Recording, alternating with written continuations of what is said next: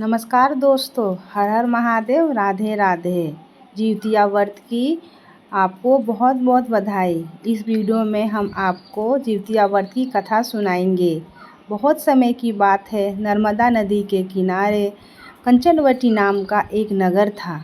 उसी नगर के पश्चिम दिशा में बालू घाटी नाम का एक बहुत बड़ा मरुस्थल था। उसी मरुस्थल में एक पाकड़ का बहुत विशाल और बड़ा पेड़ था, जिस पाकड़ के पेड़ के ऊपर एक चील और पेड़ के नीचे खोखड़ में एक सियारिन रहती थी। दोनों बहुत पक्की सहेलियां थीं।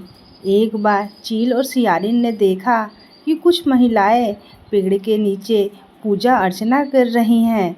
उन्होंने भी जिउतिया व्रत के बारे में सुना, उसकी कथाओं के बारे में सुना, तो दोनों का मन हुआ कि दोनों जिउतिया व्रत करें।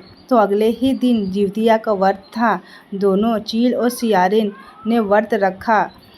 उसी दिन नगर में एक बहुत बड़े सेठ की मृत्यु हो गई और उस सेठ के शव को उसी पाकड़ के पेड़ के नीचे जलाया गया, जहाँ पर चील और सियारिन रहती थी। उसी रात फिर उसी नगर में बिजलियां कड़कने लगी, मौसम खराब हो गया और बहुत भारी आंधी तूफान और बारिश आने लगी। इसके पश्चात सियारिन को बहुत तेज भूख लगी। उसने चील से कहा, बहन चलो मांस खा लेते हैं, लेकिन चील ने मना कर दिया। इसके बाद सियारिन ने उस सेठ के मांस को भरपेट खाया, लेकिन चील ने संयम रखा और विधि पूर्वक अपना व्रत पूरा किया और अगले दिन अपना पारण करके अपना व्रत पूरा किया। आंधी तूफान के कारण दोनों सहेलियों की मृत्यु हो गई और दोनों ने उसी नगर में एक ही परिवार में पंडित के घर में जन्म लिया। चील ने बड़ी बहन के रूप में जन्म लिया, जिसका नाम शीलावती रखा गया। समय के साथ साथ शीलावती बड़ी हो गई और उसका विवाह नगर के एक पंडित के साथ हुआ। और जो छोटी बहन थी उसका नाम कपूरावती रखा गया, जो पिछले जन्म में सियारिन थी।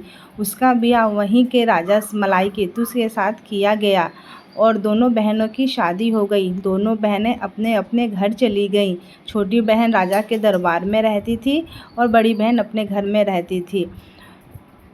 शीलावती के 7 पुत्र हुए, लेकिन कपूरावती के एक भी पुत्र नहीं था। उसके पुत्र जन्म लेते और मृत्यु को प्राप्त हो जाते। समय के साथ साथ शीलावती के 7 पुत्र बड़े हो गए और वहीं के नगर के राजा मलाईकेतु के दरबार में काम करने लगे। यह देखकर कपूरावती को अपनी बहन से बहुत ईर्ष्या होती थी और उसके पुत्रों को देखकर वो बहुत जलती थी। एक दिन उसने राजा से कहा, मुझे शीलावती के 7 पुत्रों के सर चाहिए।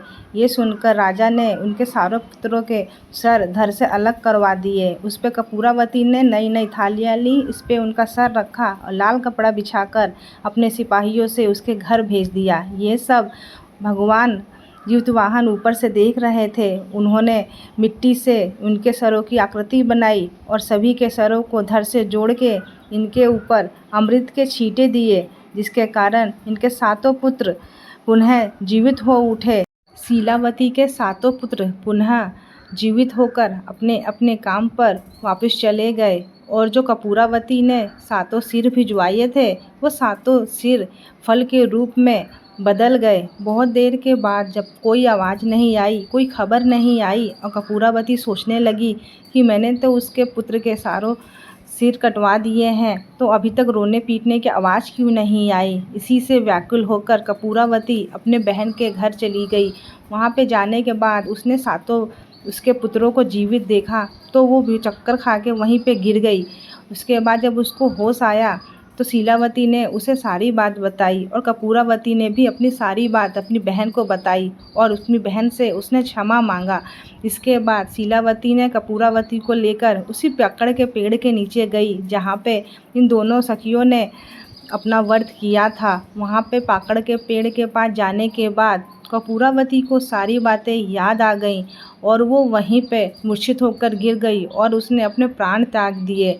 जब ये खबर राजा को मिली तो राजा ने कपूरावती का अंतिम संस्कार उसी पेड़ के नीचे किया, जिस पेड़ के नीचे दोनों सखियां रहती थीं।